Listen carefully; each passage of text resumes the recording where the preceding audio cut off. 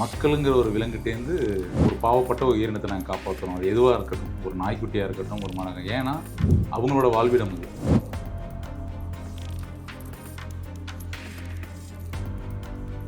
சமூகம் எப்படி எங்களை பயன்படுத்திக்குதுன்னா, பாம்பு வீட்டில் இருக்கவங்கள கூப்பிடு பிடிச்சி போயிடுவாங்க.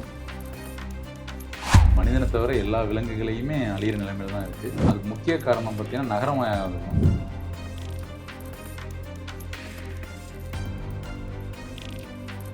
ஒருத்தர் போய் எரிச்சு போய் கணபதினு கும்பிடுறாரு, இன்னொருத்தர் போய் வாழைப்பழம் கொடுக்குறாரு. இதெல்லாம் வந்து அது வனவிலங்காகவே இருக்கட்டும்.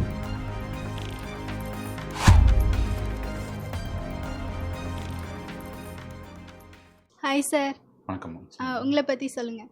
என் பேர் சதீஷ்குமார் ராஜேந்திரன், தஞ்சாவூர் மாவட்டத்தை சேர்ந்தவன்.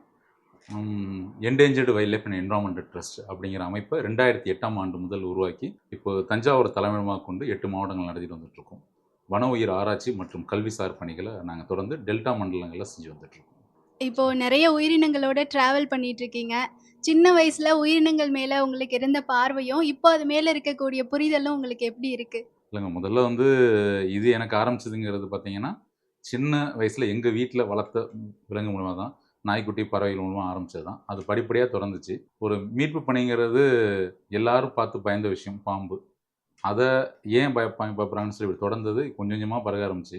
அப்போ அது தொடர்பான படிப்புகளை படிக்க ஆரம்பித்தோம். படிப்பாச்சு, அது வந்து ஒரு அமைப்பாக உருவானுச்சு. இப்போ தொட்டு நீங்கள் 18 வருஷத்து வந்து அமைப்பு உருவாக்கி நாங்கள் கடந்து வந்துட்டோம். எனக்கு அப்போ வந்து என்னென்னா, ஒரு வளர்ப்பு பிராணியாக பார்க்கப்பட்டது இப்போ ஏன் அந்த பிராணியை வளர்க்கணும், சுதந்திரமாக விடணுங்கிறவளுக்கு மனநிலை மாறிடுச்சு. Super sir. இப்போ உங்களுடைய ஒர்க்கு ஃபீல்டு ஒர்க்காக போய்கிட்டு இருக்குல்ல, அதோட எக்ஸ்பீரியன்ஸை பற்றி ஷேர் பண்ணுங்கள். முதல் கட்டம் எங்கள் அமைப்போட முதல் பணிங்கிறது டெல்டா மண்டலங்களில் வன உயிர் மீட்பு பணி. வன உயிர்னா நம்ம நினைப்போம் டெல்டா மண்டலங்களில் ஏது வன உயிர் அப்படின்னு நினைப்போம். ஏன்னா நம்ம வன உயிர்னா என்ன சொல்லியிருக்காங்க, நம்மளுக்கு காட்டில் உள்ள புலி, சிங்கம், யானை, அது மட்டும் தான் வன நினைப்போம். அது இல்லாமல் டெல்டா மண்டலங்களில் நிறையா வன உயிர்கள் இருக்குது. அதில் முக்கியமாக மக்களை வந்து அச்சுறுத்தல் பிராணியாக எதை பார்க்குறாங்க அப்படின்னா பாம்புகளை தான் முக்கியமாக பார்க்குறாங்க. ஏன்னா பாம்பு வீட்டுக்குள்ளே வந்தது தான் என்னதான் நம்மளுக்கு பயத்தை. ஏன்னா என்ன சொல்லியிருக்காங்க, பாம்பு கண்டால் படையை நடங்கும், அந்த மாதிரி நம்மளுக்கு பழமொழிகள் சொல்லி வந்ததுனால என்ன இருக்குன்னா, பாம்பு கடித்தால் மரணம் அப்படிங்கிற இது நம்மளுக்கு வந்து ஏறி இருக்கனால அதுக்கு ரொம்ப பயப்படுவாங்க. அந்த நேரத்தில் வீட்டில் புகுந்த பாம்புகளுக்கு உடனே எங்கள் அமைப்புக்கு மீட்பு பணிக்கு கால் வரும், தீயணைப்புத்துறைக்கு கால் வரும், வனத்துறைக்கு கால் வரும், மாவட்ட ஆட்சியரகம், பேரிடர் மேலாண்மை, இந்த மாதிரி ஒவ்வொரு இடத்துக்கும் ஒரு அழைப்புகள் வந்து எங்களுக்கு மாற்றப்பட்டு வரும். அந்த மீட்பு பணிகளை நாங்கள் நேரடியாக மேற்கொள்கிறோம். எந்த நேரமாக இருந்தாலும் அந்த மீட்பு பணிகள் நாங்கள் கையாளுவோம். அதிகபட்சம் பாம்புகள் வரும். அதை தவிர்த்து காயம்பட்ட குரங்குகள், மயில்கள், மான்கள் அப்படி வரும். அப்புறம் வந்து நம்ம கொள்ளிடம் ஆட்டுக்கரையில் முதலைகள் நம்ம பகுதியில் அதிகமாக இருக்கிறனால முதலைகள் ஊருக்குள்ளே பூந்துட்டாலோ, மீன் வளர்ப்பு குட்டையில் பூந்துட்டாலோ அந்த மாதிரி அழைப்புகள் வரும். இந்த பணிகள் செய்கிறோம். இது எல்லா பணிகளும் அண்டர் சர்வேலன்ஸ் பார்த்திங்கன்னா தஞ்சை மாவட்ட வனத்துறையோட இணைந்து தான் நாங்கள் செஞ்சிட்ருக்கோம். நிறைய விலங்குகளை ரெஸ்கியூ பண்ணுறீங்க. இப்போ ஒரு விலங்கு வந்து ஒரு பெரிய ஆபத்துலேருந்து சிக்கி இப்போ உங்ககிட்ட உங்கள் கையில் வந்துருச்சு அப்படின்னா அந்த டைமில் நீங்கள் என்னென்ன ஸ்ட்ரகிள்ஸை ஃபேஸ் பண்ணுவீங்க? ஒன்றும் கிடையாது மேம். ஃபஸ்ட்டு இப்போ எக்ஸாம்பிள் உங்கள் வீட்டில் ஒரு பாம்பு வந்துச்சு நாங்கள் வரோம்னு வச்சுங்களேன், உங்கள் வீட்டுக்காரங்க தவிர மற்ற எல்லாருமே அந்த வீட்டில் இருப்பாங்க. பொதுமக்களோட ஆரவாரம் அதிகமாக இருக்கும். இப்போ இன்னொரு விஷயம், அந்த பாம்பை பார்க்குறாங்களே சரி, அதை வீடியோ எடுத்து எங்கள் வீட்டில் அருகில் பாம்புன்னு ஸ்டேட்டஸ் போகிறதுக்காகவே இப்போ நிறைய கூட்டங்கள் இருக்குது. ஃபஸ்ட்டு அந்த கூட்டத்தை நாங்கள் கட்டுப்படுத்தி அந்த உயிரை மீட்கணும். இன்னொன்று, ஒரு பாம்புன்னு இருக்கிற எந்த உயிராக இருந்தாலுமே அந்த உயிரை காப்பாற்ற விட அடித்து கொல்றதுக்குன்னு ஒரு குரூப் ஒன்று இருக்காங்க. ஏன்னா அது தேவையில்லாத உயிரினங்கிற எண்ணம் தான் அதிகமாக இருக்குது. அந்த மாதிரி தான் இருக்காங்க. அப்போ அவங்க கொல்றவங்கள்டேருந்து முதல்ல நாங்கள் தெளிவுபடுத்தணும். இன்னொன்று, அந்த பாம்புகள்லாம் என்னன்னு நாங்கள் புரிய வைக்கணும். இதனால என்ன நன்மைகள் நடக்குது, தீமை நடக்குது அவங்களுக்கு புரிய வைக்கணும். எல்லா பாம்புகள் கிடைத்தாலும் நஞ்சு கிடையாது, உயிருக்கு ஆபத்து கிடையாதுன்னு அந்த வீட்டுக்காரங்களுக்கு புரிய வைக்கணும். இதை தடுத்துட்டு அதுக்கப்புறம் அந்த வன உயிரை நாங்கள் மீட்கணும். பாம்புகள் அதிகமாக வந்து வெள்ளி செவ்வாய்களை மட்டும்தான் தப்பிக்கும். ஏன்னா கடவுளின் பேரால் அது மட்டும் தப்பிச்சிருது. மித்த நாள்லாம் அதுக்கு அன்றே இறுதி சடங்கு என்னது எல்லா ஈம சடங்குலேருந்து எல்லாத்தையும் அன்றைக்கே பார்த்துருவாங்க நம்ம மக்கள். ஏன்னா அதுக்கு ஒரு பழமொழியும் சேர்த்து சொல்லிக்குவாங்க. அவ்வளோதான் வித்தியாசம் மொழி. மித்தபடி பெரிய விலங்குகள்லாம் மீட்போம். இப்போ எலக்ட்ரிக் லைன்ஸ் அதிகமானதுனால மயில்கள் பறக்கும்போது அது காயமுட்டுரும். சாலையில் கடக்கும்போது மான்கள் காயமுட்டுரும். மீன் வலைகளில் சிக்கி பார்த்திங்கன்னா முதலைகள் அடிக்கடி பிடிபட்டுரும். இந்த மாதிரி அந்த மீட்பு பணியை மீட்டு அதை கொண்டு வந்தால் நாங்கள் வனத்துறை தகவல் கொடுத்துருவோம். அங்கே வந்துடுவாங்க. கால்நடை மருத்துவம் மூலமாக அது சோதிக்கப்பட்டு அப்புறம் எங்கள் அலுவலகத்துக்கு கொண்டு வந்துடுவோம். எங்கள் அலுவலகம் தஞ்சாவூர் மாவட்ட அலுவலகத்தோட வளாகத்தில் தான் இருக்கேன். கொண்டு வந்துருந்து அங்கே மெடிக்கல் ட்ரீட்மெண்ட் அப்சர்வேஷன் வரைக்கும் அந்த அனிமல் இருக்குது. அது ஃபுல்லாக க்யூர் ஆனதுக்கப்புறமே அதை எந்த இடத்துல எடுத்தோமோ அதற்கு தகுந்தாற்போல் ஒரு இடத்துல வாழ்விடத்தில் அதை மறு குடியமர்த்தல் நாங்கள் செய்வோம். Okay sir. இப்போ ஒரு வனத்துறை ஆர்வலராக உங்களுடைய டெய்லி லைஃப் எப்படி போய்கிட்டு இருக்கு? டெய்லி லைஃபு நார்மல் லைஃப் கிடையாது. ஆனால் நார்மல் லைஃப்பை விட இது வந்து இன்ட்ரெஸ்டிங்கான லைஃப்பாக இருக்கும். ஏன்னா ஒவ்வொரு உயிரும் நாங்கள் மீட்கிறது நாங்கள் ரொம்ப சந்தோஷப்படுவோம். பொதுவாக சொல்லுவாங்க, எங்களை காப்பாற்றிட்டீங்க ரொம்ப நன்றின்னு சொல்லி எங்களுக்கு ஒரு தேங்க்ஸ் சொல்லுவாங்க. ஒரு ரெஸ்கியூ போராடணுமா எங்கள் வாலண்டியர்ஸ் யார் பண்ணாலுமே நாங்கள் மனசுக்குள்ள நினச்சிக்குவோம், மக்களுங்கிற ஒரு விலங்குகிட்டேருந்து ஒரு பாவப்பட்ட ஒரு உயிரினத்தை நாங்கள் காப்பாற்றுறோம். அது எதுவாக இருக்கட்டும், ஒரு நாய்க்குட்டியாக இருக்கட்டும், ஒரு மனகம். ஏன்னா அவங்களோட வாழ்விடம் அது, நம்ம அதை ஆக்கிரமிச்சிருக்கோம். பாம்பு ஏன் வீட்டுக்குள்ளே வந்துச்சுன்னு சொல்லுவோம், ஆனால் அந்த இடத்துல பார்த்தீங்கன்னா ஒரு 10 வருஷம் முன்னாடி காடாக இருந்திருக்கும், நம்ம அழித்து உள்ளே வந்திருப்போம். மயில்கள் தோட்டத்தை நாசம் பண்ணணும்னு சொல்லுவோம். மயில்களோட இனப்பெருக்கத்தை கட்டுப்படுத்துக்கான வழிமுறைகளை நம்ம விட்டு தவறிட்டோம், வேலி முறையை எடுத்துட்டோம். அதனால மயில் வந்து என்ன ஆயிடுச்சு, குலநெறிங்கிற ஒரு இனத்தையே நம்ம அழிச்சதுனால மயில்களோட எண்ணிக்கைங்கிறது கூட ஆயிடுச்சு. அப்போ நம்ம செய்கிற தவறுகளால் தான் நம்மளுக்கு மறுபடியும் இயற்கைங்கிறது நம்மளுக்கு சுமையாக மாறிடுச்சு. அப்படிங்கும்போது இந்த சுமையை குறைக்கிறது எங்களோட பங்கு கொஞ்சம் இருக்குங்கிற சந்தோஷம் எங்களுக்கு நிறையா கிடைக்கும். இன்னொன்று களப்பணிகள் அப்படின்னு பார்த்தீங்கன்னா எக்ஸ்பீரியன்ஸ் நிறையா இருக்கும். ஒவ்வொரு அனிமலும் வந்து ஒவ்வொரு இது நம்மளுக்கு சொல்லிக் கொடுக்கும், இது என்னென்ன இருக்குன்னு சொல்லி. அவ்வளோ நஞ்சுள்ள பிராணியாலும் எல்லாரையும் கிடைக்காது. தன் ஆபத்து காலத்தை நான் அடிக்கும்போது காயப்படும் போது தான் கிடைக்கும். ஆனால் நம்ம தான் அதை பார்த்த உடனே அடித்து கொள்ளுவோம். அதனால் எங்களுக்கு அதனால் சாதாரண மனிதர்களோட எங்களுக்கு வந்து அதிகபட்சமான சந்தோஷமும் திருப்தியோடு தான் நாங்கள் டெய்லி இந்த பணியை துவங்கிட்டு இருக்கோம். Okay sir. இப்போ நிறைய பேர் விலங்குகள் எல்லாம் துன்புறுத்துறாங்கல்ல, அது சார்ந்த சட்டங்கள் இருக்கும்ல, அதை பற்றி ஷேர் நிறையா இருக்குங்கம்மா. குறிப்பாக வனவிலங்கு சட்டம் வந்து 1972ன்னு சொல்லுவாங்க. இந்திய வன உயிரின சட்டம் 1972ங்கிறது. இதுபடி பார்த்தீங்கன்னா எந்த ஒரு விலங்கையோ துன்புறுத்துதல், காயப்படுத்துதல், தன் சுயலாபத்திற்காக பயன்படுத்துதல், பொது விளம்பரத்துக்காக காட்சிப்படுத்துதல், அடைத்து வைத்து வளர்த்தல், வியாபார நோக்கத்தோடு கடத்தல், அந்த மாதிரி எல்லாமே தடை செய்யப்பட்டது தான். இப்போ உதாரணமாக பச்சைக்கிளி எல்லாரும் வளர்த்துட்டு இருக்காங்களா, பச்சைக்கிளி வளர்த்தாலே மினிமம் ஃபைனுங்கிறது 25,000 கவர்மெண்ட் லா. ஆனால் எல்லோரும் என்ன பண்ணுறாங்கன்னா, அந்த கிளிப்பின்னு வீட்டில் வளர்த்துட்டு இருக்காங்க. அந்த கிளியை வீட்டில் பிடிச்சி வளர்க்கறதுனால என்ன தப்பு அப்படின்னு கேட்பாங்க.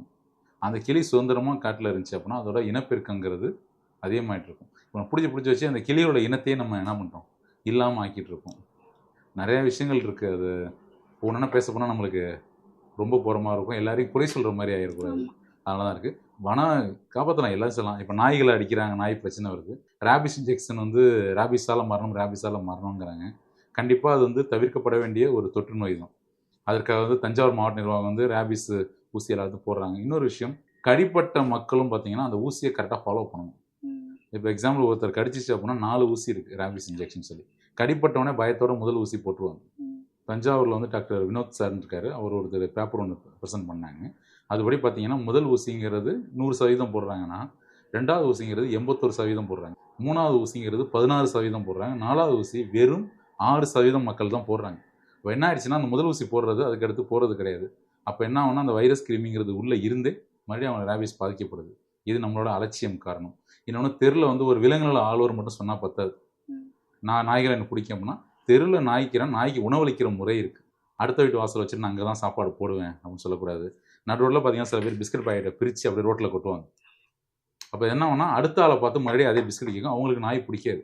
பிஸ்கட் பாக்கெட் வாங்கிட்டு போகும்போது அவங்க போடும்போது நாயை கூட்டு வச்சு ஓரமாக என்ன பண்ணும், ஒதுக்குப்புறமான இடத்துல நாய் பிஸ்கட் போட்டால் தான் அவங்களுக்கு நல்லது, அந்த நாய்களுக்கு நல்லது. நாயை காப்பாற்றுறங்கிற பேரில் போய் எல்லா இடத்துலையும் போய் சண்டையும் போட முடியாது. வாழவும் விடணும், நம்மளும் வாழணும். நிச்சயமா சார். இப்போ உங்களுக்கு வந்து ஒரு இன்ஃபர்மேஷன் வருது, இந்த மாதிரி ஒரு இடத்துல இந்த விலங்கு துன்புறுத்துறாங்க அப்படின்னு வந்துச்சுன்னா, நீங்கள் அவங்கள என்ன செய்வீங்க? துன்புறுத்தலாம் வந்தாலும் உடனே அந்த பகுதியில் உள்ள விலங்கை பொறுத்துங்கம்மா. ஒன்று கால்நடை விலங்கு, மாடு, நாய் அப்படின்னா அது வந்து கால்நடைத்துறை கண்ட்ரோலில் வரும். அப்புறம் தஞ்சை மாவட்டம் மிருகவதை தடுப்பு சங்கம் இருக்கு, அந்த சங்கத்துக்கு நாங்கள் தகவல் கொடுத்துருவோம். அதுலேயும் நான் வந்து மேனாள் உறுப்பினராக இருக்கேன், நிர்வாக உறுப்பினர். அப்போ தகவல் கொடுத்துருவோம். அந்த இடத்துல எங்கள் டீம் போவாங்க. உண்மையிலே தற்காப்புக்காக காயப்படுத்துறது வேற, தன்னோட அலட்சியத்தால் காயப்படுத்துறது வேற, தண்டனை கொடுக்கணுங்கிறது காயப்படுத்துறது வேற. அதில் எந்த வகையில் காயமாக இருக்குன்னு கண்காணிக்கணும். முதல்ல அந்த அனிமலுக்கு முதலுதவி செய்வோம், அனிமல் ரெக்கார்ட் பண்ணுவோம். அதுக்கடுத்து தான் விசாரிப்பு தொடங்கணும். உண்மையிலே பாதிக்கப்பட்டிருக்காரு, அதுக்கான தீர்வு அப்படின்னா சமரச முறையில் இல்லை, தான் வேணுனே தான் அந்த காயப்படுத்தியாருன்னா அவர் மேலே சட்டம் படி தான் எடுப்போம். கால்நடை பிரிவு சட்டம் இருக்குது, வனவியல் பாதுகாப்பு இருக்குது, விலங்கு நல பாதுகாப்பு திட்டம் இருக்குது, அப்புறம் தமிழ்நாடோட சட்டம் தனியாக இருக்குது. எந்த வகையில் அவர் செஞ்சுருக்காங்கன்னா அது படி அவர் தண்டிக்கப்படுவார். வனவிலங்குனா வனத்துறை மூலமாக தண்டிக்கப்படுவார். இதுனா வந்து காவல்துறை மூலமாக தண்டிக்கப்படுவாங்க. இப்போ விலங்குகளை துன்புறுத்துறதை தாண்டி யானைகள் மாதிரியான சில விலங்குகள்லாம் ஊருக்குள்ள வருதுன்னு சொல்றாங்க. அது ஏன் ஊருக்குள்ள வருது? அதுக்கு ஒரு நிரந்தர தீர்வு இருக்கா? இல்லை, அதுக்கு வந்து நம்ம கேள்வியை நம்ம தப்பாக தான் நம்ம போடுவோம். யானை ஊருக்குள் புகுந்து அட்டகாசம் போடுவோம். எண்ணி பார்த்தீங்கன்னா ஒரு 10 வருஷத்துக்கு முன்னாடி அது ஊர் கிடையாது, காடு தான். அவங்க காலங்காலமாக யானைகள் வந்து மூதாதையர்கள் வந்து அவங்க ஜீன்லேயே பதிவான வழித்தடங்களை பின்பற்றி தான் அவங்க நடப்பாங்க. ஒரு நாளைக்கு யானை குறைந்தபட்சம் ஒரு 12 கிலோமீட்டராவது நடக்கணும், ஒரு 150 லிட்டராவது தண்ணி குடிக்கணும், ஒரு 250 கிலோவாவது என்ன பண்ணணும், புற்கள் சாப்பிடணும். இப்படி இருக்க சூழ்நிலையில் அவங்கள அடைச்சே நம்ம என்ன பண்ணணும், ஒரு காரிடருக்குள்ளே அடைச்சி வைக்க முடியாது. அது தமிழில் வந்து ஒரு அழகான வார்த்தை இருக்குது, பேருயிர்னு சொல்லுவோம். ஒரு பெரிய உயிரை நம்ம என்ன பண்ணிகிட்டு இருக்கோம். இப்போ நீங்களே வீடியோ பார்க்கலாம்ல, யானை கிராஸ் ஆன ஆளுங்க என்ன பண்ணுறாங்க, வீடியோ எடுக்கிறாங்க. ஒருத்தர் போய் எந்திச்சு போய் கணபதினு கும்பிட்றாரு, இன்னொருத்தர் போய் வாழைப்பழம் கொடுக்குறாரு. இதெல்லாம் வந்து அது வனவிலங்காகவே இருக்கட்டும். ஆனால் இன்னொரு விஷயம், அது பாதையில் இருக்கிறது என்னென்னா, இனிமேல் போன மக்களை இது வரைக்கும் நம்ம ஒன்றும் பண்ண முடியாது. இப்போ ஊரை காட்டழிச்சு ஊர் உருவாச்சுன்னா அதை நம்ம ஒன்றும் பண்ண முடியாது. பண்ணால் அந்த பழங்குடி மக்களோட வாழ்வாதாரம் போயிடும். ஆனால் பழங்குடியை தவிர்த்து நம்ம வியாபார தந்திரம் தான் அங்கே அதிகமாக போயிட்டு இருக்கு. சொல்லப்போனால் சுற்றுலா விடுதிகள், பார்க்கு, ஹோட்டல்ஸ் அதுதான் இருக்குது. அதை வந்து இப்போ உள்ள அரசு துறை எல்லாமே அதை கட்டுப்படுத்த ஆரம்பிச்சிட்டாங்க. வனத்துறை, நிர்வாகத்துறை எல்லாருமே கட்டுப்படுத்த ஆரம்பிச்சிட்டாங்க. இப்போ ரூல்ஸ் எல்லாம் இப்போ ரீசெண்டாக கூட பார்த்துருப்பீங்க, என்னமோ ஒரு காட்டுப்பகுதியில் உள்ள எல்லா ரிசார்ட்டுமே க்ளோஸ் பண்ணிட்டாங்க. மசனங்குடி அந்த மாதிரி பண்ணிட்டு இருக்காங்க. இப்போ முன்னெச்சரிக்கை நிறைய எடுத்துட்டு இருக்காங்க. ஒரு பெரிய உண்மையை சொன்னீங்க. நான் வெப்சைட்ல பார்த்தேன், நிறைய முகாம்கள்லாம் நடத்திருக்கீங்க. என்ன மாதிரியான முகாம்லாம் நடத்துறீங்க? அதுல எப்படி இருக்கும் அவேர்னஸ்? சீசன் தகுந்த மாதிரி நடக்குங்கம்மா. எப்பொழுதுமே எங்கள் அமைப்பு சார்பாக மாதத்தின் முதல் ஞாயிற்றுக்கிழமை வந்து எப்பொழுதும் ஒரு ஈவெண்ட் நடக்கும். ஏன்னா காலம் பயிலி மாதிரி நடக்கும். அதுக்கு தகுந்த மாதிரினா, இப்போ இது வந்து காலம் தென்மேற்கு பருவ காற்று வர ஆரம்பிச்சதுனால நம்மளுக்கு ஆடி மாதம் காற்றடி காலம்னால இப்போ வந்து வேணால் ஒவ்வொரு பறவைகளும் கூடு கட்ட ஆரம்பிப்பாங்க, இனப்பெருக்க ஆரம்பிப்பாங்க. அப்போ ஆனால் பறவைகள் கண்காணித்தல், அவதானித்தல்னு சொல்லுவோம் தமிழில், பேர்ட் வாட்சிங்னு சொல்லலாம். அது நடத்துவோம். போன மாதம் நடத்தணும். வருகின்ற ஆகஸ்ட் 2 பார்த்தீங்கன்னா வண்ணத்து பூச்சிகள் கணக்கெடுப்பு நடத்துகிறோம். அதுக்கு அடுத்து பார்த்தீங்கன்னா ஆற்றுல தண்ணி வந்துடும், குளுமை அடைய ஆரம்பிச்சிடும். அப்போ வந்து பார்த்தீங்கன்னா இரவாடி உயிர்கள் இருக்குல்ல, பாம்பு, ஆந்தை, பறவை, இதை பார்க்குறதுக்காக ஒரு கேம்ப் நடத்தும். இது தொடர்ந்து நடந்துகிட்டே இருக்கும். இதை தவிர்த்து ஒவ்வொரு டே கொண்டாடுவோம். இப்போ எக்ஸாம்பிள் பார்த்தீங்கன்னா வர 16 பார்த்தீங்கன்னா ஜூலை 16 உலக பாம்புகள் தினம். அன்றைக்கி அதை பற்றி உள்ள அவேர்னஸ் கேம்பெயின் நடத்துவோம். இது இல்லாமல் மரக்கன்று நடு விழாக்கள். இப்போ வந்து எங்கள் டீம் சார்பாகவும் காவேரி தூய்மை குழுன்னு இருக்காங்க. அது மூலமாக கும்பகோணம் காவேரி பகுதியில் நேற்று தொடர்ந்து 8வது வாரமாக நடந்துட்டுருக்கு. காவேரி ஆற்றில் உள்ள குப்பைகள் எடுத்துகிட்டு இருக்கோம். எங்கன்னு பார்த்தீங்கன்னா வந்து அது ஒரு தூய்மையான படித்துறை. ஏன்னா முக்கியமான பூஜைகள் செய்யக்கூடிய படித்துறை. அந்த இடத்துல தன்னோட தீட்டு கழிக்கணும், பாவத்தை கழிக்கணும்னு சொல்லி மக்கள் என்ன பண்ணுறாங்கன்னா, கலசம், பானை, பழைய பொருட்கள், துணியை கொண்டு வந்து போட்டுட்டு போயிட்டுருக்காங்க. இப்போ அதை தான் நாங்கள் கிட்டத்தட்ட 8 வாரமாக எடுத்துகிட்ருக்காங்க. தன்னோட பாவத்தை கழிக்கணும்னு சொல்லி ஆற்றில், தூய்மையான ஆற்றில் என்ன பண்ணிட்டாங்கன்னா இன்னும் குப்பையை சேர்த்துட்ருக்காங்க. இப்போ தண்ணி வர வரைக்கும் அந்த பணிகள் அங்கே நடந்துகிட்ருக்கு. அதை காவேரி தூய்மை குழுன்னு சொல்லி ஒருங்கிணைச்சிட்டு இருக்காங்க. அதில் நாங்கள் ஒரு சிறு பங்காற்றிட்டுருக்கோம். வேற எங்கெல்லாம் முகாம் நடத்தியிருக்கீங்க? 8 மாவட்டங்கள் நாங்கள் செயல்படுறோம். தஞ்சாவூர் தலைமையிடமாக வச்சு, திண்டுக்கல் பகுதியில் யானைகளுக்காக கேசிப்பட்டியில் இருக்கும். அதை தவிர்த்து கடலூர் வரைக்கும் இங்கே எங்கள் டீம் பார்த்துட்ருக்கோம். மெயின் வந்து wild life rescue and rehabilitation தான் பண்ணிகிட்ருக்கோம். அதை தவிர்த்து ரிசர்ச் பண்ணிகிட்ருக்கோம். ஒவ்வொரு வன உயிர்களை பற்றி சிறு குறு ஆராய்ச்சிகள் பண்ணிகிட்ருக்கோம். அதை தவிர்த்து இன்டென்ஸ் ஸ்டூடெண்ட்ஸ் வருவாங்க. பிஎஸ்சி ஜுவாலஜி படிக்கிறவங்க, வைல்ட் லைஃப் பயாலஜி படிக்கிறவங்க, அதை தவிர்த்து என்விரான்மெண்ட் சயின்ஸ் படிக்கிறவங்க வருவாங்க. அவங்க ட்ரைனிங்காக வருவாங்க. அவங்களுக்கான பயிற்சி நடத்திட்டுருக்கோம். அது இல்லாமல் சான்றிதழ் பயிற்சிகள் தனியாக கொடுத்துட்ருக்கோம். இதை தவிர்த்து தன்னார்வலர்களாக நிறைய பேர் ஜாயின் பண்ணுவாங்க. அவங்களுக்கான எப்பொழுதுமே ட்ரைனிங் போயிட்டுருக்கோம். எத்தனை வருஷமாக இந்த ஃபீல்டில் இருக்கீங்க? நான் 7th ஸ்டாண்டர்ட் படிக்கும் போதுலேருந்து இது ஆரம்பிச்சது. வனவிலங்கோட அமைப்புன்னு உருவானது வந்து 2006 ஆரம்பித்தோம். 2008 வந்து அறக்கட்டளையாக நிறுவப்பட்டது. 2012ஆம் ஆண்டு அரசு பதிவு பெற்ற அமைப்பாக மாற்றினோம். அதுலேருந்து பயணம் வந்து 18 வருஷம் ஆயிடுச்சு. டிசம்பர் 12 போன வருஷம் டிசம்பர் 12ஓட 12வது வருஷத்து தொடக்கத்தில் இருக்கும். இத்தனை வருஷமாக நிறைய விலங்குகளோட பழகி இருப்பீங்க.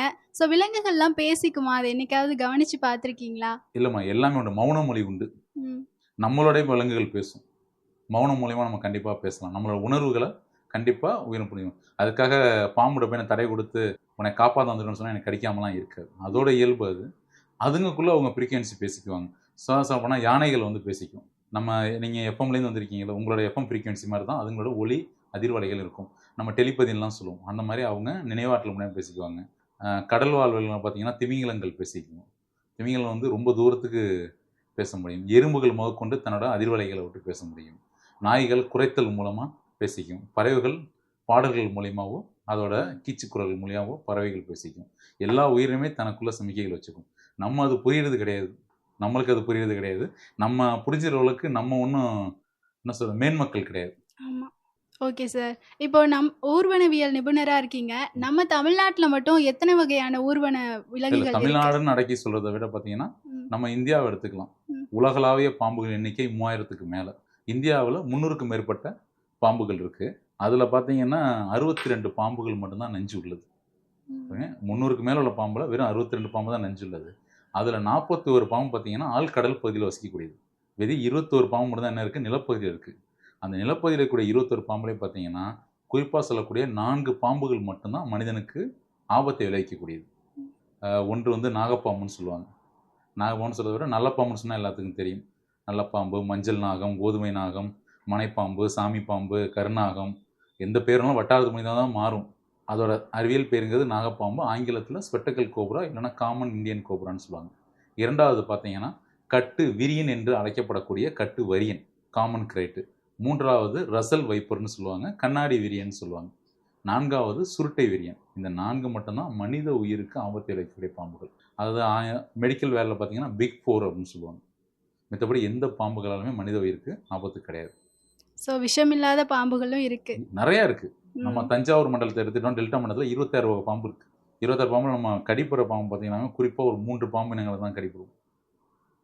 அதனால் நாகப்பாம்பு, கண்ணாடி விரியன், கட்டு விரியன். சுருட்டை விரியன் ரொம்ப ரேராக கிடைக்கும். ஏன்னா சின்ன சைஸாக இருக்கலாம், நம்ம ஈஸியாக அடித்து கொண்டுருவாங்க. இதுதான். ஓகே சார், இப்போ பாம்பை பற்றி ஷேர் பண்ணீங்க. பாம்பு மாதிரியான மற்ற ஊர்வன விலங்குகள் சுற்றுச்சூழலுக்கு எப்படி நன்மை கொடுக்குது? ஒன்றும் இல்லைம்மா, எலிகள் சொல்கிறோம். எலிகளால் என்ன தீமைகள் கிடையாது, என்ன சொல்லுவோம் நம்ம? வீட்டுக்கு வருது, ட்ரெஸ்ஸை கடிக்குது, அதை கடிக்குது, இதை கடிக்குது. இது வந்து வீட்டில் மட்டும் நம்ம சொல்கிறது. ஒரு மளிகை கடை கேட்டால் அவர் என்ன சொல்லுவார்? எல்லாத்தையும் கடிச்சிடுதுப்பா. அதோட இன்னும் அடுத்து சொல்லுவார், கடிக்கிறது மட்டும் கிடையாது, அரிசி முட்டையில் வந்து சிறுநீர் கழிச்சிடுது, எல்லா இடத்துலையும் முடியாக கிடக்கு. அவங்க என்ன பண்ணுவாங்க? இந்த எலி பேஸ்ட்டு எல்லாம் வைப்பாங்க. இதெல்லாமே நம்மளை முடிஞ்ச அளவு கட்டுப்படுத்துறது. இது எல்லாமே எலி வந்து உணவு எடுத்துட்டால் மட்டும்தான் அது மரணிக்கும். அது உணவை வச்சு கொண்டு தான் வேணும். ஆனால் பொந்துகளே போய் எலியை வேட்டையாட ஒரே உயிரினம் பாம்புகள். எலிகளை கட்டுப்படுத்துறதுக்கான முக்கியமான பங்கு வகிக்கிறது ஊரண பிராணிகள் தான். இது வந்து இதுக்கு அடுத்து முதலைகள் எடுத்துக்கும்.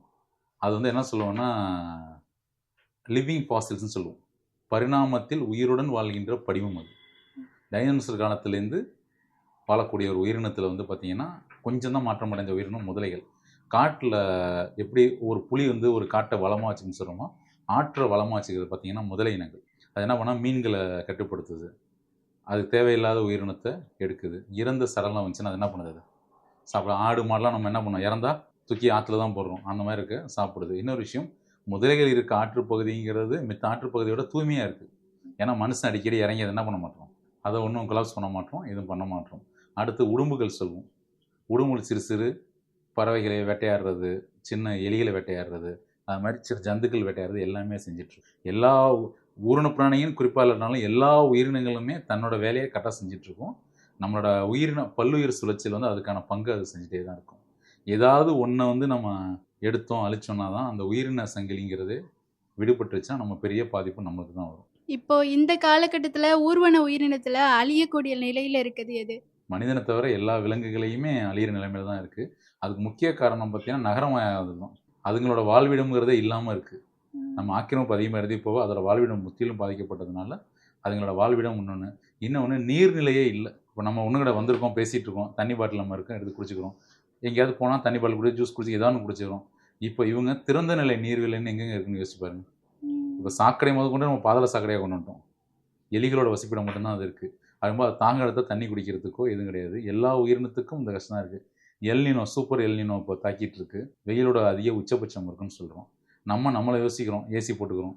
வீட்டில் போய் நம்ம ஏசி, காரில் போனால் ஏசி போட்டுக்கிறோம். இந்த ஃபேன் இல்லாமல் என்னால் இவங்க எல்லாமே நம்மளுக்கு வேண்டியதை செஞ்சுக்கிறோம். அந்த உயிரினங்கிறது கிடையாது. இப்போ நாங்கள் இங்கே வந்தீங்கன்னா பார்த்தீங்கன்னா வாசலில் நாங்கள் தண்ணி வச்சுருப்போம் பறவைகளுக்கு. முடிஞ்ச வரைக்கும் எங்கள் ஸ்டூடெண்ட்டு கிளாஸ் வரவங்க எல்லாத்துக்கும் நாங்கள் சொல்கிற ஒரே விஷயம், உங்கள் வீட்டு மாடியிலேயோ காம்பவுண்ட் சுற்றுலையோ நீங்கள் என்ன பண்ணுங்கள், ஒரு சிறு கூலையிலையாவது தண்ணி வைங்கம்மோ. உடனே தண்ணி வச்சா நம்ம தண்ணி வைக்க என்ன பண்ணுறாங்க தெரியுமா? உடனே இந்த பிரியாணி வாங்கி வைக்கிறாங்களா பிளாஸ்டிக் டப்பா, அதில் தண்ணி வச்சுறாங்க. இன்னொன்று பிளாஸ்டிக் பாதை தண்ணி வைக்கும்போது என்னென்னா அது நஞ்சாக மாறும். வெயில் அதிக நேரம் தண்ணி இருக்கும்போது பிளாஸ்டிக் நஞ்சாக மாறும். முடிஞ்ச வரை மண் கூலையில் தண்ணி வைக்க சொல்கிறோம். நாங்கள் அதை பள்ளி மாணவர்களுக்கு வருஷம் நாங்கள் இலவசமாக கொடுத்துட்ருக்கோம். அதுக்கு எங்களுக்கு நன்கொடை மூலயமா நாங்கள் பெற்று அதை கொடுத்துட்ருக்கோம். இந்த வருஷம் அதையும் மாற்றி என்ன பண்ணுறோன்னா காங்கிரீட்டில் செஞ்சு கொடுத்தோம். ஏன்னா மண்ணில் வந்து கீழே வந்து உடையுதுன்னாங்க. அதனால் சிமெண்ட் தொட்டியாக செஞ்சு ஸ்டூடெண்ட்ஸுக்கு கொடுத்தோம். இந்த வருடம் மொத்தம் 375 பேருக்கு இது வரைக்கும் கொடுத்துருக்கோம். இன்னும் ஒரு 100 இருக்குது. அதை நாங்கள் இன்னும் வருகின்ற காலத்தில் இன்னும் நாங்கள் கொடுக்கமா ஐடியா பண்ணிப்போம். இது நீங்களே செய்யலாம். உணவு கூட வைக்க தேவை கிடையாது. நீராவது வைக்கும்போது ஒரு சொட்டு நீருங்கிறது ஒரு சிட்டுக்குருவியோட உயிரை கூட காப்பாற்றும். நம்ம ஒரு துளி நீரை வேஸ்ட் பண்ணுறது நம்மளுக்கு ஒன்றும் பெரிய பிரச்சனை கிடையாது. தண்ணி வைக்கணும். தண்ணி வச்சா சும்மா மட்டும் வைக்கக்கூடாது. அதில் கொசுக்கள் முட்டையிடாமல் டெய்லி அந்த தண்ணி என்ன பண்ணிடணும், கழுவணும். பறவைகள் தண்ணீர் அருந்தும்போது அதில் எச்சம் விடும். அது இறக்கோட வேஸ்ட்டு இதெல்லாம் வரும். அப்புறமே நம்ம தண்ணியை நம்ம அலசி வைக்கும்போது தான் தொற்று நோய் பரவாமலும் இருக்கும். அதுக்கான வாய்ப்புகளை உருவாக்கணும். Super sir. உயிரினங்களுக்கு நன்மை தர நெறைய நல்ல விஷயங்கள ஷேர் பண்ணீங்க. இப்போ பொதுவாவே காடுகள் அழிப்பு, விலங்குகள வந்து வேட்டையாடுறது, இதெல்லாம் வந்து எதிர்கால சந்ததியினரை எப்படி பாதிக்குது? சங்கதியே இல்லாம போயிரும். ம். ஒரே விஷயம் தான். இப்ப நம்ம அடிக்கடி சொல்லுவோம். என் முன்னோர்கள் விட்டு போன சொத்துன்னு சொல்லுவோம். அப்படி சொல்றத விட, நம்ம பின்னால வரக்கூடிய தலைமுறைட்ட நம்ம கடன் வாங்கி இருக்கோம். இப்ப நம்ம முன்னோர்கள் விட்டு போனோம்னு சொல்றோம். சொத்து அது இருக்குங்கிறோம். இந்த பூமி இயற்கை இருக்குங்கிறோம். இப்ப மலையெல்லாம் கொரட்டி நம்ம குவாரி ஆக்கிட்டு இருக்கோம். நீர்நிலையெல்லாம் கான்கிரீட் போட்டுட்டு இருக்கோம். மரக்கன்றுகள்லாம் வளர்த்து என்ன பண்ணோம், நாட்டு மரக்கன்றுகள் வளர்க்காம அழகுக்கான மரக்கன்றுகளையும், செடிகளையும் வளர்த்துட்டு இருக்கோம். ஏன்னா, அதுதான் நம்மளுக்கு ஈஸியா வளருது. பழமரம் வைக்கவோ யாரும் வந்து இது பிரச்சனை கிடையாது. பழம் சாப்பிடணும்னு எல்லாத்துக்கும் ஆசை. வெயில் அடிச்சா நிழல்ல நிக்கணும்னு எல்லாம் ஆசை. ஆனா, அத செய்யறதுக்கு ம். யாருக்கும் வர்றது கிடையாது. நீங்க யோசிச்சு பாருங்க, உங்க லைஃப்ல இதுவரைக்கும் எத்தன மரம் வச்சிருக்கீங்க? நான் நான் வந்து வீட்ல இருக்கும்போது நெறைய வச்சேன். சின்ன பிள்ளையா இருக்கும்போது. இப்ப அதிகமா இல்ல. ஏன் இல்ல? நேரம் இல்லாம கிடையாது. ஆ. முயற்சி செய்திருக்கல நம்ம. ம். நாங்க ஒரு உறுதிமொழி வாங்குவோம், எங்க அமைப்புல உள்ள வரும்போது. பசுமை இல்ல உறுதிமொழின்னு வாங்குவோம். அதோட உறுதிமொழி சொல்லலாம்ல? ம். சொல்லுங்க. சிம்பிள் தான். ஒண்ணும் கிடையாது. உங்களால செய்ய முடியும். நெகிழி இல்லாம உங்களால வாழ முடியுமா? இப்ப வாழ முடியாது. நெகிழி யூஸ் பண்ணாதீங்கன்னு சொன்னா யாருமே ஒத்துக்க மாட்டோம். கடைக்கு போயிட்டு கேரி பேக் இல்லாமன்னா, கேரி பேக் இல்லாம நீங்க வரலாம். மஞ்சள் பை எடுத்துட்டு போலாம். ஆனா அவன் பேக்கெட் பண்ணி எதுல குடுக்குறான்னு பாத்துங்க. ஒரு லேஸ் வாங்குறீங்க. ம். குடுப்பாங்க. பிஸ்கட் பாக்கெட்டு பிளாஸ்டிக்ல குடுப்பாங்க. அரிசி, எண்ணெய் எது வாங்கினாலும் அவன் வந்து என்ன குடுப்பான்? அவன் பிளாஸ்டிக்ல தான் குடுப்பாங்க. ஏன்னா, அதுதான் அவங்களோட நார்ம்ஸ் ஆக்கிட்டாங்க. நீங்க என்ன பண்ணலாம்? உங்களால முடிவு செய்வது நாங்க 3 விஷயம் 3ஆ பண்ணுங்கன்னு சொல்றோம். உங்களால குறைந்தபட்சம் ஒரு நாளைக்கு 3 நெகிழி மட்டும் நீங்க பயன்படுத்துங்க. ம். அது குறைக்க. ஒரு பால் பாக்கெட்டு, ஒரு எண்ணெய் பாக்கெட், ஒரு பிஸ்கட் பாக்கெட்னா அதோட அதுக்கு மேல நான் பிளாஸ்டிக் பொருள் வாங்க மாட்டேன்னு முடிவெடுங்க. அது 1. அடுத்து நீர் குவளைகள் பயன்படுத்திங்க. Plastic bottle. முடிஞ்ச வரைக்கும் வீட்லேருந்து ம். தண்ணி நான் பார்த்துருப்பீங்க. கண்ணாடி பாட்டில் பயன்படுத்துறோம். உடைஞ்சு கீழ போட்டா கூட ரீசைக்கிள் அது. பூமியோட பூமியா தான் இருக்க போகுது. ஆனா பிளாஸ்டிக் மாரி மக்காம இருக்க கிடையாது. அடுத்து வருடத்திற்கு 3 மரக்கன்னையாவது நடுங்க. நடுறது முக்கியம் கிடையாது. நட்டு அத வளங்க. அதே விஷயம் 3 மரத்தையாவது வெட்டாம பாதுகாக்குது. அது செய்யும். இந்த விஷயம் மட்டும் கடைபிடிச்சாலே ஒரு சின்ன விஷயம். ஒரு ஆள் செய்றதுனால என்ன ஆக போகுதுன்னு நினைப்போம். ஆனா ஒவ்வொரு ஆளும் செய்ய ஆரம்பிச்சா நன்றும். இன்னொன்னு நம்மளுக்கு தெரியாமலே நெகிழிங்கிறது அதிகம் பயன்படுத்தக்கூடியதுன்னு பார்த்தீங்கன்னா, வீட்ல பிளாஸ்டிக் பிரஷ் யூஸ் பண்றோம்ல. ம். Tooth brush. ஒரு வீட்ல உங்க வீட்ல ஒரு 5 பேர் இருக்காங்க. 5 பேர் 5 பிரஷ் யூஸ் பண்ணுவோம். ஒரு 2 மாசத்துக்கு ஒரு பிரஷ். அப்ப வருஷத்துக்கு உங்க வீட்லேருந்து எத்தன பிரஷ் போகுது? ஷாம்பு கவர்ஸ், பால் பாக்கெட் கவர் இது எல்லாமே ரீசைக்கிள் அனுப்புறது கிடையாது. நம்ம குப்பையில தூக்கி போட்டுருவோம். இல்லைன்னா காலி பிளாட் எங்க இருக்கோ ஒரு ஏரியால அந்த காலி பிளாட்ல போய் கொட்டிருவோம். இதெல்லாம் கொஞ்சம் வந்து சுய ஒழுக்கத்தோட நம்ம மாற ஆரம்பிச்சாலே எல்லாரும் மாற ஆரம்பிச்சிருவோம். நிச்சயமா சார். நீங்க சொன்ன மாதிரி நம்ம ஒவ்வொருத்தரும் மாறுனா இந்த சமூகமும் கண்டிப்பா மாறும். இப்போ இந்த துறையில நீங்க சந்திக்கக்கூடிய சவால்கள் இருக்கும்ல, அத பத்தி ஷேர் பண்ணுங்க. நெறைய இருக்குங்கம்மா. முதல் விஷயம், இப்ப நான் ஒரு சின்ன புள்ளையில நான் வாங்குன திட்டு தான். ஒரு பாம்பு பிடிக்க போறேன், பாம்ப காப்பாத்த போறேன்னா வீட்ல என்ன சொல்லுவாங்க? செய்யாதன்னு தான் சொல்லுவாங்க. இப்ப நான் இதுவரைக்கும் வந்தப்போ உடனே நீங்க கேட்டீங்க என்ட்ட பர்சனலா, "கடி வாங்கியிருக்கீங்களா சார்?" அப்டின்னாங்க. கடி வாங்கல. கடி வாங்க யாரையும் நாங்க விடல. இன்னொரு விஷயம், நம்ம ஒரு விஷயம் செய்ய வரோம், புதுமையா செய்றோங்கிறத விட, இந்த பக்கத்துல உள்ள புதுசா செய்ய போறோங்கும்போது ஏகப்பட்ட பயங்கள் இருக்கும். இப்ப நான் எங்கேயாவது கடி வாங்கியிருந்தேன்னு வச்சுக்கங்களேன், என்னைய பார்த்து யாருமே வந்திருக்க மாட்டாங்க. இன்னொரு விஷயம், ஏன் செய்றோங்கிறத ஃபர்ஸ்ட்டு நம்மளுக்கு புரிதல் இருக்கணும். முதல் விஷயம் நம்ம மீட்பாளர். அந்த வன உயிரை மீட்டு, அதோட வாழ்விடத்துல விடப்போறோங்கிற கருத்து மட்டும் நம்மளுக்கு இருந்தா போதும். அடுத்து 3வது விஷயம் பார்த்தீங்கன்னா, எங்களுக்கு ஃபண்ட் லெவல்ல ரொம்ப ப்ராப்ளம். ஏன்னா நாங்க தன்னார்வ அமைப்பு தான். ஒரு கோயில், குளம் டொனேஷன்னா ஈஸியா எல்லாரும் குடுத்துருவாங்க. அன்னதானம் நடத்துறதுன்னா டொனேஷன் தருவாங்க. இப்போ ஒரு வைல்ட் லைஃப் ரெஸ்க்யூனா இது ஏன்னு யோசிப்பாங்க. நம்ம சமூகத்துல பசுமாடு குடுக்குற இம்பார்ட்டன்ட் வந்து மித்த அனிமல் கிடையாது. ஏன்னா பசுமாடு புனிதத்தோட இதா போச்சு கிடையாது. எங்களுக்கு ஃபண்ட் லெவல்ல இதா இருக்கும். இதுவரைக்கும் எங்க என்ஜிஓ தான் நாங்க. ஆனா இதுவரைக்கும் நாங்க ஃபண்ட் வாங்காத என்ஜிஓ. ம். இப்பதான் அது வாங்குறதுக்கான முயற்சி என்னன்னு சொல்லி நாங்க எடுத்துட்டு இருக்கோம். அதுக்கு பார்த்தீங்கன்னா, சமூக அங்கீகாரம். இப்ப நான் முனைவர் பட்டம் பெற்றிருக்கலாம். ஆராய்ச்சியாளரா இருக்கலாம். எல்லாமே ரைட்டு. ஆனா பப்ளிக்க பொறுத்தவரை எங்கள பாம்பு பிடிக்கிறவங்க. அவ்வளவுதான். ம். எங்களுக்கு அத பத்தி கவலைகள் கிடையாது. ஏன்னா அவங்க மனசுல நாங்க பாம்பு பிடிக்கிறவங்க மட்டுமே இருக்கட்டும். நாங்க பாம்பு பிடிக்காமவே இருந்துக்கிறோம். ஆனா எங்களுக்கு தேவை அந்த காரியம் அங்க நடந்தா போதும் அது. இன்னொரு விஷயம் என்னன்னு பார்த்தீங்கன்னா, பார்க்கறது இது அதெல்லாம் விட என்னன்னு பார்த்தீங்கன்னா, ஏன் செய்றோம்னு புரிதல் கிடையாது. சமூகம் எப்படி எங்கள பயன்படுத்திக்குதுன்னா, பாம்பு வீட்ல இருக்கா அவங்கள கூப்பிடு, புடிச்சிட்டு போயிருவாங்க. அவ்வளவுதான். அந்த ம். பாம்ப புடிச்சு ஏன் அவங்க போய் காட்டுல விடுறாங்க? அந்த விஷயம் யோசிக்க ஆரம்பிச்சாலே, அவங்க அந்த உயிர காப்பாத்துறதுக்கான முயற்சி பண்ணிருவாங்க. Okay sir. இப்போ காடுகள் பாதுகாப்ப பத்தியும், வனவிலங்குகள் பாதுகாப்ப பத்தியும் இந்த கால தலைமுறையினருக்கு என்ன சொல்லணும்னு நெனைக்கிறீங்க? சிம்பிளா சொல்லலாம். இது எல்லாரையும் கோப கூட படுத்தலாம். சரியா? இந்த கால தலைமுறை எதுல இருக்கும் அப்புட்ன்னா, லைக், ஷேர்ல மட்டும் தான் இருக்கும். ம். அதை விட்டுட்டு ஏன் லைக் பண்ணுறோன்னு தெரிஞ்சு ஒரு லைக் பண்ணலாம். ஷேர் பண்ணுறத நம்ம வந்து கருத்துக்களை ஷேர் பண்ணலாம். இயல்பாக இப்போ எனக்கு நல்ல மாற்றம் தெரியுது. இப்போ இங்கேருந்து கவர்மெண்ட் காலேஜ் இருக்காங்க, சரபோஜி காலேஜ், ஜுவாலஜி ஸ்டூடெண்ட்ஸு எல்லாமே நல்லா ஆர்வத்தோடு இருக்காங்க. திருச்சிலேருந்து ஒரு டீம் வந்தாங்க. ஆர்வம் நிறையா இருக்குது. ஆனால் அந்த ஆர்வத்தை விட அவங்க திசை திருப்பதுக்கான செயல்பாடுகள் நிறையா இங்கே நடந்துட்டுருக்கு. நிறையா இருக்கட்டும், இந்த படம் பாட்டு கேட்குறது, சமூக பிரச்சனைகள், அரசியல் எல்லாத்தையும் என்னன்னா வேறு திசையில் மாற்றுறாங்க. அவங்க கொஞ்ச நேரமாவது என்ன பண்ணலாம், இயற்கையோட இருக்கலாம். இயற்கையோடு இருக்கிறது நான் ஒன்றும் காட்டுக்குள்ளே ட்ரெக்கிங் போகணும், மலைவாசலத்தில் போய் நான் தங்கணும், மலை உச்சியிலேருந்து கத்தணும்லாம் சொல்லலை. அவங்க வீட்டில் இருக்க 2 மரத்தை கூர்ந்து கவனிச்சாலே போதும். மரத்திலே அத்தனை உயிர்கள் இருக்கும். இந்த இப்போ இனிமேல் பார்த்தீங்கன்னா பறவைகள் இடம்பெயரும் காலம், பட்டாம்பூச்சிகளோட இடம்பெயர்க்க காலம் நிறையா தொடங்க ஆரம்பிச்சிடும். நம்ம ஊரில் ஆற்று நீர்நிலைகளில் மழை பெஞ்சுன்னா இதெல்லாம் ரசிக்க ஆரம்பிக்கலாம். நம்ம வீட்டு பக்கத்தில் இருக்க ஒரு செடி கொடி ஒரு பறவையை தெரிஞ்சுக்கிட்ட ஆரம்பித்தாலே அது பெரிய விஷயமா போயிடும். கவனத்தை கொஞ்சம் செலுத்த ஆரம்பிக்கலாம். இயற்கையோட கலக்கிறதுக்கு ஒன்றும் ஞானி ஆகணும்னு தேவை கிடையாது. நார்மல் என்ன சொல்கிறது, மனித இயல்புக்கு வந்தாலே போதும். இந்த கால தலைமுறையினருக்கு ஒரு சூப்பர் ஸ்பீச்சை கொடுத்தீங்க. இப்போ வந்து காடுகள் சார்ந்தோ இல்லை வனவிலங்குகள் சார்ந்தோ ஏதோ ஒரு தப்பு நடக்குது அப்படின்னு யாராச்சும் ஒருத்தர் உங்களை நம்ம எஃப்எம்மோட இந்த இன்டர்வியூ கேட்டுட்டு உங்களை காண்டாக்ட் பண்ணணும்னு நினச்சாங்கன்னா எப்படி காண்டாக்ட் பண்ணுறது? கண்டிப்பாக கனெக்ட் பண்ணலாம்.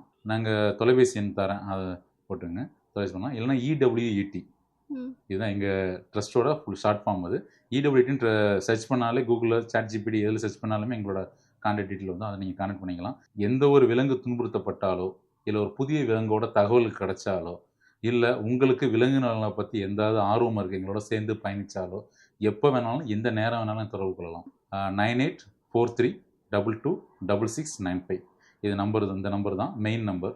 இன்னும் துணை நம்பருக்கு லேண்ட்லைன் நம்பருக்கு, அதை விட இந்த நம்பர் எப்பொழுதுமே கான்டாக்ட் பண்ணலாம். இல்லைனா எங்களுக்கு மெயில் போடலாம். இல்லையா நீங்கள் வந்து எந்த ஒரு அரசு துறையை கான்டாக்ட் பண்ணாலும் எங்களுக்கு கான்டாக்ட் நம்பர் கொடுத்துருவாங்க. இது வரைக்கும் காடுகள் பாதுகாப்பு சார்ந்தும் விலங்குகள் பாதுகாப்பு சார்ந்தும் நிறைய நல்ல தகவல்களை எங்கள் கூட ஷேர் பண்ணீங்க. இப்போ லாஸ்ட்டாக நம்ம அதிரை எஃப்எம்க்கும் அதிரை எஃப்எம் நேயர்களுக்கும் என்ன சொல்ல போகிறீங்க?